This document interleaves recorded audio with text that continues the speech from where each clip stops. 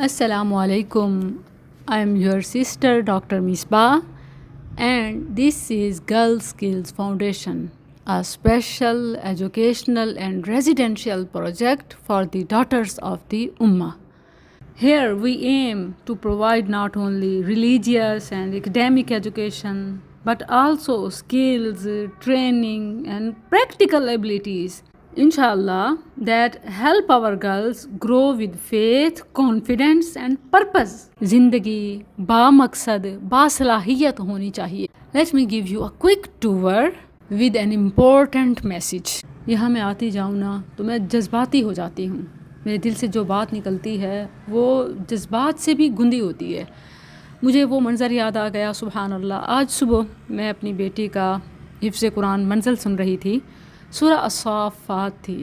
اللہ سبحانہ و تعالیٰ نے مختلف انبیاء کی لائف سے ہمیں جو سبق دیے، زندگی کو مقصد مل جاتا ہے. یا رب، نوح علیہ السلام سے ابتدا ہوئی، پھر ابراہیم علیہ السلام، پھر موسیٰ اور ہارون کی مثال کٹھے، پھر الیاس کا ذکر کرتے ہوئے لوط اور یونس علیہم السلام. آپ غور کیجیے گا، سورہ الصافات کھولیے گا، مختلف انبیاء کا ذکر پڑھیں. وَلَقَدْ نَادَانَا نوح سے شروع ہوتا ہے.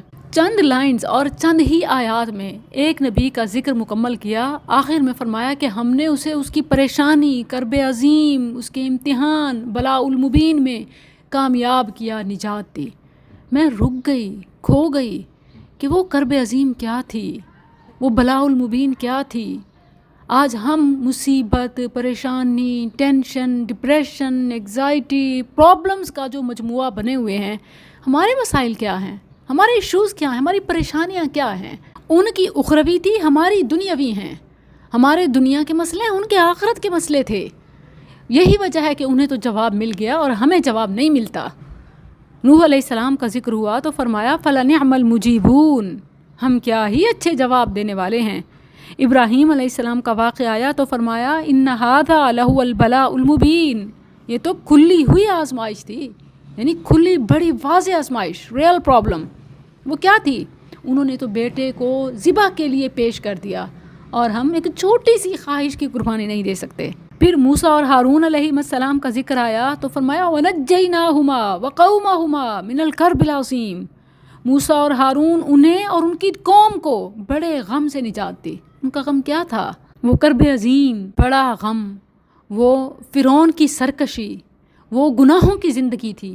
اللہ نے وہاں سے نکالا، انہیں نجات دی، ان کے اخروی مسائل سے نجات ملی. اسی طرح لوط علیہ السلام کا ذکر آیا، فرمایا فَنَجَّيْنَاهُ وَأَهْلَهُ أَجْمَعِينَ. میں سوچتی گئی کہ ان سب کے درد کیا تھے، ان کے مسائل کیا تھے، اور ان کو نجات کس چیز میں ملی. پھر میں نے اپنے زمانے کے درد دیکھے. ہمارے مسائل، ہمارے غم کتنے ذاتی اور سیلفش ہیں. کبھی شوہر سے جھگڑا، پھر بچوں کی نافرمانی، سوکن کا حسد ہے کسی کا تو کوئی دیورانی کے جال میں پھنسی ہے، کسی سے ساس برداشت نہیں تو کوئی وراثت کے مال کے جھمیلوں میں. ہماری پوری زندگی صرف خود کے ذات کے گرد گھوم رہی ہے. جب تک انسان ذاتی دکھوں میں گم رہتا ہے وہ کبھی بھی نجات نہیں پا سکتا. وہ حدیث یاد ہے، من کانت الآخرۃ ہمہ جعل اللہ غناہ فی قلبی، جو آخرت کو غم بناتا ہے تو اللہ دل میں بے فکری، غنا ڈال دیتا ہے اور اس کے سارے معاملات کو جمع کر دیتا ہے، اور دنیا اس کے پاس بھاگ کے آتی ہے، قدموں میں گرتی ہے. جبکہ جو دنیا کو غم بناتا ہے اس کے مسئلوں سے ہی نہیں نکلتا، اس کی سوچ اس سے آگے جاتی نہیں ہے، سب کچھ اپنی ذات کے گرد ہی گھومتا ہے. جعل اللہ فقرہ بین عینیہ، اللہ فقر و فاقہ اس کا مقدر کر دیتا ہے اور اسے معاملات میں الجھا کے رکھ دیتا ہے. وہ پزل سے نکل نہیں سکتا. فرق علیہ امرا ولم یأتہ من الدنیا الا ما کتب له. اچھا، جس کے پیچھے بھاگتا ہے وہی بھی نہیں ملتی. اللہ اکبر. تو یہ ہے ہمارے مسئلے اور ان کے مسئلے. وہ اس لیے مسئلوں سے نکلے اور ہم اس لیے پھنسے ہوئے ہیں، اس لیے ان کی دعائیں قبول ہوئیں اور ہماری نہیں ہوتی. ہم ذات سے بڑھ کے کچھ سوچتے نہیں ہیں، امت کا درد ہی نہیں ہے.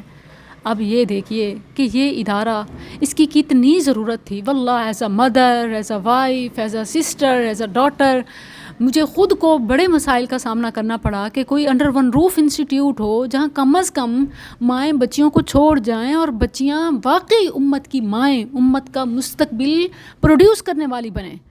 اب اس کے لیے اتنا بڑا قدم، بلکہ میں کہوں کہ میں نے اپنی ذات کو پیش کر دیا، کہ اپنا سب کچھ لگا دیا، یہاں تک پہنچی ہوں اور اب وسائل ختم ہیں۔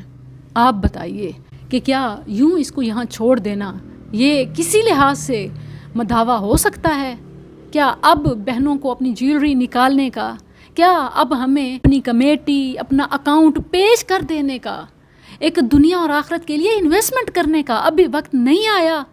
جو کچھ آپ برانڈڈ سکولز میں یا لوکل ماحول میں دیکھتے ہیں اور آپ رونا روتے ہیں کہ سکولز بچوں کو خراب کرتے ہیں، ٹیچر سٹینڈرڈ کے نہیں ہیں، انہیں تربیت کی ضرورت ہے، ماؤں کے اپنے مسئلے ختم نہیں ہوتے، کوئی پڑھانا نہیں چاہتا تو کوئی پڑھنا نہیں چاہتا، اگر یہ دونوں آ جائیں تو پڑھانے والے نہیں ہوتے، اگر یہ بھی آ جائے تو وہ دین ختم ہو جاتا ہے۔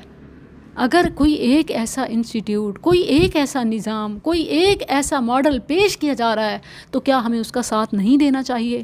لوکل چیلنجز پر میں بات کروں تو ختم نہ ہوں، وہ مسائل الگ ایک طرف ہیں، اوپر سے اخراجات کا بھی طوفان ہے۔ لنٹر کے لیے صرف سریا کی قیمت آپ دیکھ لیں، صرف سیمنٹ کی دیکھ لیں، ایک بلاک کے لنٹر کے لیے، اب یہ ہمارا 4تھ لنٹر ہوگا۔ اس سے پہلے ہم گراؤنڈ فلور مکمل کر چکے ہیں۔ پہلے حصے میں ہم نے نیچے والی کلاسز کا لنٹر ڈالا، دوسرے میں ہم نے میل مسجد اور آڈیٹوریم ہال کا، تیسرے حصے میں ہم نے میڈیکل ایریا کے لیے۔ اب ہمیں اس کے اوپر مزید کلاسز، کیونکہ ہم نے مدرسہ، ہم نے اسکول، کالج، تمام شعبہ جات دینے ہیں، plus trainings programmes, courses, vocational, یہ سب چیزیں، تو اس کے لیے ہمارے پاس میکسیمم کلاسز کا ہونا ضروری ہے۔ صرف اسی محدود حساب سے ہی یہ ابھی پہلے قدم میں ایک انیشیٹ لیول پر کام شروع کیا گیا ہے، اور ابھی اس کو بہت ہی بڑھانا ہے تاکہ ہم وہ تمام سہولیات دے سکیں جس کا اکثر صرف خواب ہی دیکھتے ہیں۔ تو یہ تعبیر مکمل ہونے کی طرف ہے، تھکنا نہیں ہے، رکنا نہیں ہے، بڑھتے رہنا ہے، جاری رکھنا ہے۔ ایک بار یہ اپنے قدموں پہ کھڑا ہو جائے، پھر اس کے بچے، اس کا ثمرہ انشاءاللہ آپ کی نسلیں اٹھائیں گی، فیض پائیں گی، کتنی دعائیں نکلیں گی، یتامہ، فقراء، مساکین کے لیے یہ ہوم ہوگا، ان کا اپنا گھر انشاءاللہ۔ دوسرے وہ جو افورڈ کر سکتے ہیں ان کے لیے یہ بیسٹ آپشن ہوگا۔ اپنی زندگی کو بامقصد بنائیے، کوئی ایسا کام کر جائیے جو دنیا میں کامیابی اور آخرت میں سرخروئی کا، نجات کا سامان ہو، ہمارے مسائل کا خاتمہ ہو۔